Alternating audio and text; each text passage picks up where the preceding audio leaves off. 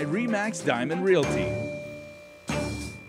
You may recall that last week we were talking about home warranties, and it was such a fascinating topic. We have Liz and Gina back from RE/MAX Diamond Realty. And ladies, part two, just as good as the first, and hopefully even more so. So Liz, interestingly enough, when we were talking about the home warranty topic last week, it was more about brand new homes and everything. I'm wondering, does the warranty clause or agreement, or whatever verbiage you want to use, does that include existing homes, rental units, military people move in, you know it's going to be a temporary arrangement and everything like that, or is it only for homes built from the ground up brand new?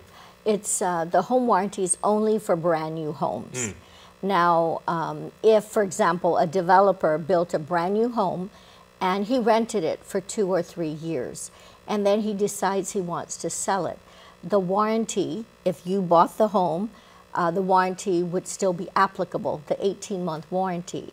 Because the home was not sold during that period, it's still considered a brand new home because it's still under the developer's hands. So until such time, let's say you bought it and then you resold it later, of course the home warranty is not applicable. But the moment he sells it to you, the home warranty is applicable at that time. Okay, Gina, one thing I was wondering about last time, and thank you, Liz, for bringing up that 18-month thing, because I'm neurotic, we know this, right? Does that 18-month period, is that a year and a half, right? From the time, if I ever find anything as the property and the homeowner, that I can actually report something, file a claim, file a grievance, whatever it's called, and it will still be covered under warranty, even if the 18-month period has passed, as long as I do it, like if I do it on the last day of the 18-month period. That's right. Or does it have to be filed, noticed, repaired, and everything like that has to be under 18 months? No, it says if you give the notice to the developer or the contractor who built your home and gave you the warranty within that 18-month period, I mean, of course, you're going to be negotiating back and forth as to whether or not it's even covered, right? Liz earlier had mentioned, you know, in the last episode about hairline cracks. Well, if the developer or the contractor comes and says, wait, this is not structural, it's just hairline cracks, the plaster is cracking, there's a chance it may not be covered in the warranty law.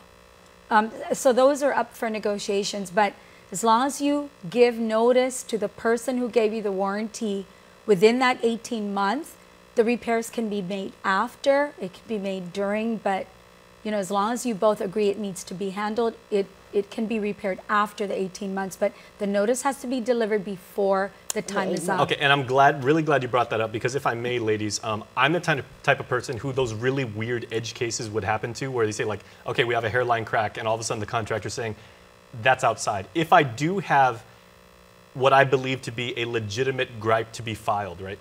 You're not lawyers, obviously, so you know, I'm not asking you for legal advice. Yeah, for legal advice and everything. But who should I take this to? Do I take this to my broker, to my real estate agent, or do I have to find an attorney and have them, or you know, or an engineer, an architect, and have them like qualify? Well, if it's a complaint, and let's say there are so many hairline cracks or structural cracks, then you would go to the developer directly and say, hey, these are issues, and of course they'll come and meet with you and look at where the problem is. And hopefully at that point you can make the arrangements for him to do the repairs. But it is important to, the moment you see them, to deal with it within a window of time, because that 18 months go rather quickly, and once you exceed that period, then it's not applicable after that. Then as the homeowner, the onus of responsibility lays solely on my shoulders. With you. Okay. So it's important that you monitor the condition of the home.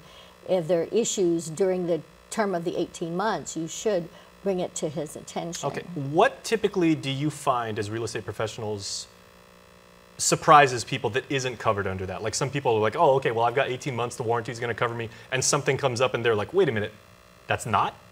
And then they get really, really surprised. What are some examples of like that? You were saying last time acts of God typically will be covered, right? Natural disasters? They're not covered. They're okay. not covered in the warranty law. Okay. Because it's just, those are occurrences exactly that are out of the developer's control. So if you have a typhoon, it causes damage. The developer can't be held responsible for those things. But there are certain issues like termites.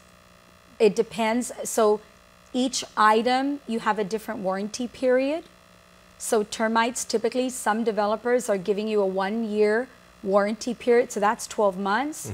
Some give 3 to 5 years. So it really depends too on what type of timeline you received on your warranty.